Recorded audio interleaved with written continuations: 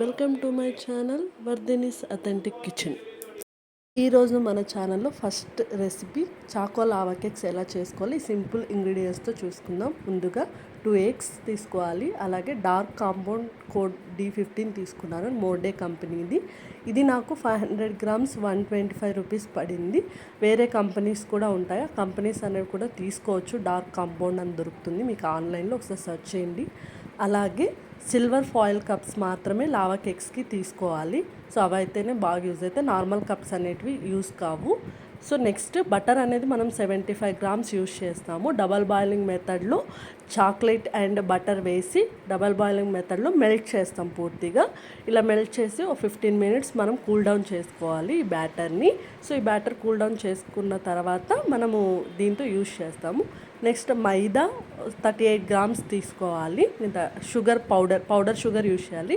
ఇది కూడా same 38 grams. ఇవి రెండు మైదా అండ్ షుగర్ రెండు ఒక క్వాంటిటీలో ఉండాలి.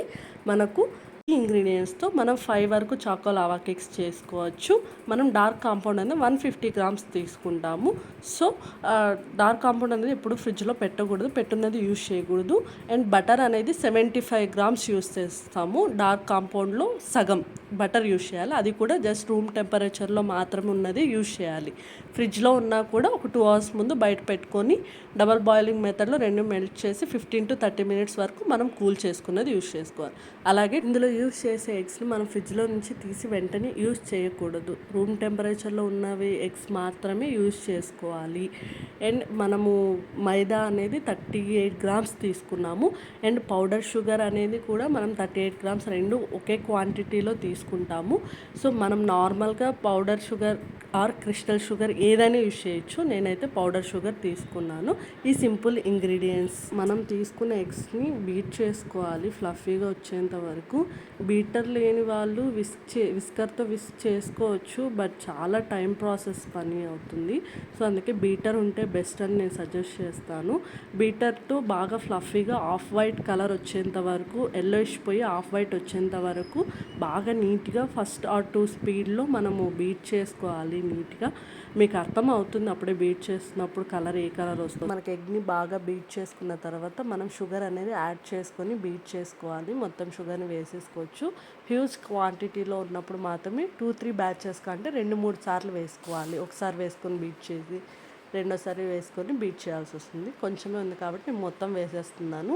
మొత్తం ఇది కొంచెం ఇది ఆఫ్ వైట్లో ఉన్నది కొంచెం ఇంకా కొంచెం థిక్ వైట్గా వస్తుంది అనమాట. అంతవరకు మనం బీట్ చేసుకోవాలి నీట్గా, ఫ్లఫీగా ఇంకొంచెం ఫ్లఫీ అవుతుంది. సో ఇది అయిపోయిన తర్వాత నెక్స్ట్ మనము chocolate and butter double boiling మెథడ్లో మెల్ట్ చేసుకున్నాం కదా. ఓవెన్ ఉన్న వాళ్ళు ఓవెన్లో కూడా మనం మెల్ట్ చేసుకోవచ్చు. 1 second బటర్ అండ్ చాక్లెట్ వేసుకొని ఓవెన్లో 1 minute వరకు పెట్టుకొని మళ్ళీ మిక్స్ చేసుకొని ఇంకో 1 minute వరకు పెట్టుకుంటే మెల్ట్ అయిపోతుంది. సో అలా మిక్స్ చేసుకొని మనము కూల్ చేసుకోవాలి. ఆ వేసిన బ్యాటర్ అంతా మనం ఎగ్ మిక్చర్లో వేసుకొని బాగా కలుపుకోవాలి. సో ఇంకా మనకు బీటర్తో పని లేదు, బీటర్ పక్కన పెట్టేద్దాము. సో ఈ మిక్చర్ అంతా ఎగ్ మిక్చర్లో అంతా చాక్లెట్ వేసుకొని నీట్గా, అంటే వైట్ అనేది ఎక్కడ కనిపించకుండా మొత్తం చాక్లెట్లో మిక్స్ చేయాలి. నీట్గా మిక్స్ చేసుకొని మనము బాగా కలుపుకోవాలన్నమాట. అండ్ ఇది కూడా కట్ అండ్ ఫోల్డ్ మెథడ్, అంటే ఇట్లా రౌండ్గా పెట్టి మధ్యలో కట్ చేయాలన్నమాట. ఇలా చేయడం వల్ల ఏంటంటే ఎయిర్ బబుల్స్ ఫామ్ అయినా కానీ, లేదంటే ఎక్కడైనా క్రిస్టల్స్ అంటే షుగర్ క్రిస్టల్స్ ఎక్కడైనా మిగిలిపోయినా కానీ కరిగిపోతాయి అన్నమాట. సో బబుల్స్ ఉంటే పోతాయి అనేసి మనం కట్ అండ్ ఫోల్డ్ మెథడ్ అనేది యూజ్ చేస్తాం. ఇది మస్ట్ అండ్ షుడ్గా కట్ అండ్ ఫోల్డ్ మెథడ్లోనే వేసుకోవాలి. నెక్స్ట్ మైదా అనేది ఖచ్చితంగా స్ట్రెయిన్ చేసుకోవాలి. జల్లెడ పట్టిన మైదా మాత్రమే యూజ్ చేసుకోవాలి. అండ్ మీరు స్టోర్ చేసుకోవచ్చు, బట్ ఈ బ్యాటర్లో వేసేటప్పుడు కూడా మనం ఖచ్చితంగా జల్లెడ పట్టింది అనేది యూజ్ చేయాల్సి ఉంటుంది. సేమ్ ఇది కూడా కట్ అండ్ ఫోల్డ్ మెథడ్లో మాత్రమే మనం మిక్స్ చేసుకోవాలి, ఇలా రిబ్బన్ కన్సిస్టెన్సీ వచ్చేంత వరకు. ఎవరికైనా బ్యాటర్ అనేది గట్టిగా అయిపోతే 1 teaspoon అంటే 1 spoon కొంచెం మిల్క్ వేసుకోండి. మిల్క్ వేసుకున్న తర్వాత ఈ కన్సిస్టెన్సీలోకి వస్తుంది. ఆల్మోస్ట్ గట్టిగా కాదు, ఒకవేళ ఎవరికైనా అయితే కినా అలా చేసుకోండి. సో ఈ కన్సిస్టెన్సీలో ఉంటే మాత్రమే మనకు లావా కేక్స్ అనేటివి పర్ఫెక్ట్గా వస్తాయి. సో నెక్స్ట్ అనేది నేను చాక్లెట్ ఎసెన్స్ వేసుకుంటున్నాను. చాక్లెట్ ఎసెన్స్ అనేది మ్యాండేటరీ కాదు, ఎగ్ స్మెల్ రాకుండా మనం వేసుకుంటాం అన్నమాట. ఎవరి దగ్గర చాక్లెట్ ఎసెన్స్ లేకుంటే వెనిలా ఎసెన్స్ అయినా వేసుకోవచ్చు. ఒకవేళ 2 లేవంటే అవి స్కిప్ చేయొచ్చు. ఏం ప్రాబ్లమ్ లేదు. ఎవరికైనా నాకు ఎగ్ స్మెల్ వద్దు, ఎగ్ స్మెల్ వస్తుంది అన్న వాళ్ళు మాత్రం కంపల్సరీ వేసుకోండి. నెక్స్ట్ కప్స్‌లోకి నేను ట్రాన్స్‌ఫర్ చేసుకుంటున్నాను. ఎప్పుడు గానీ బ్యాటర్‌ని కప్ ఫుల్ వేయకూడదు. సగం కంటే కొంచెం ఎక్కువ వేయాలంతే. అది అలా వేయడం వల్ల ఫుల్‌గా వేసేస్తే మనకు పొంగిపోతాయన్నమాట బేక్ చేసేటప్పుడు. సో, అలా కాకుండా మనకు హాఫ్ కంటే కొంచెం ఎక్కువ వేసుకుంటే కప్ ఫుల్‌గా సరిపోతాయి. సో, అలా మనము వాటినన్నిటిని క్లీన్‌గా అంతా ట్రాన్స్‌ఫర్ చేసుకోవాలి.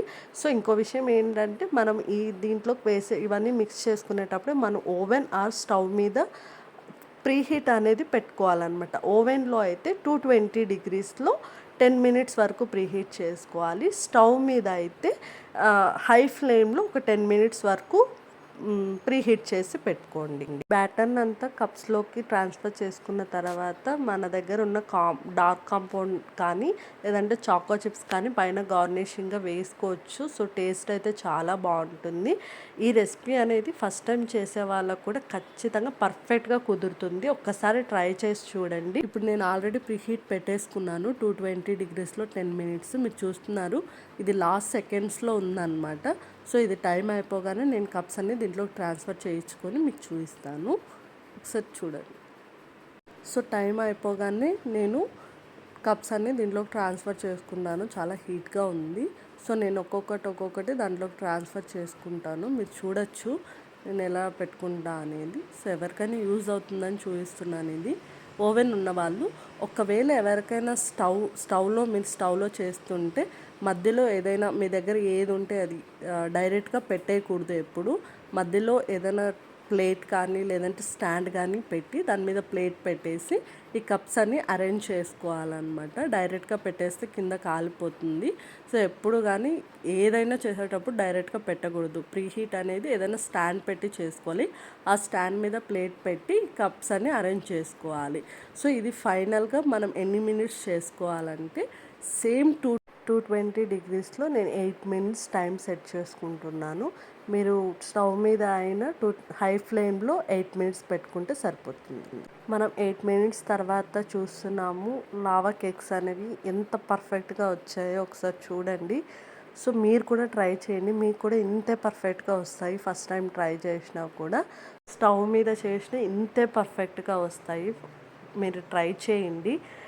అండ్ ఇవన్నీ బయటికి తీసి ఒక 5 మినిట్స్ ఆ గాలికి ఆరనివ్వాలి. వెంటనే మనము డిమోల్డ్ చేయకూడదు అండ్ టచ్ చేయకూడదు.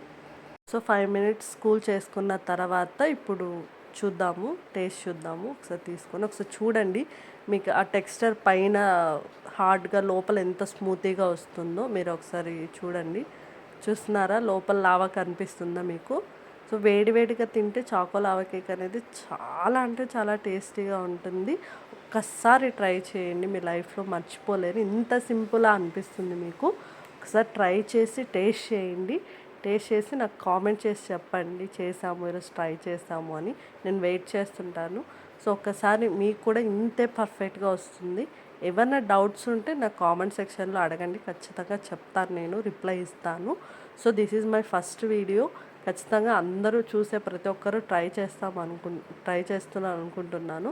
ఇంగ్రీడియంట్స్ ఏమన్నా దొరకకపోతే ఆన్లైన్లో ఖచ్చితంగా దొరుకుతాయి. ఒక్కసారి ట్రై చేయండి. చూసారు కదా ఎంత ఫ్లఫీ టెక్స్చర్తో బయట హార్డ్గా లోపల క్రీమీగా ఉందో. సో, టేస్ట్ అయితే అద్దరిపోయింది.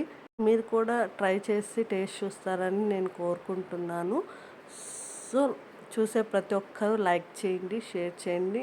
ఈ కొత్త ఛానల్ని సబ్స్క్రైబ్ చేసుకొని సపోర్ట్ చేస్తారని మనస్ఫూర్తిగా కోరుకుంటున్నాను.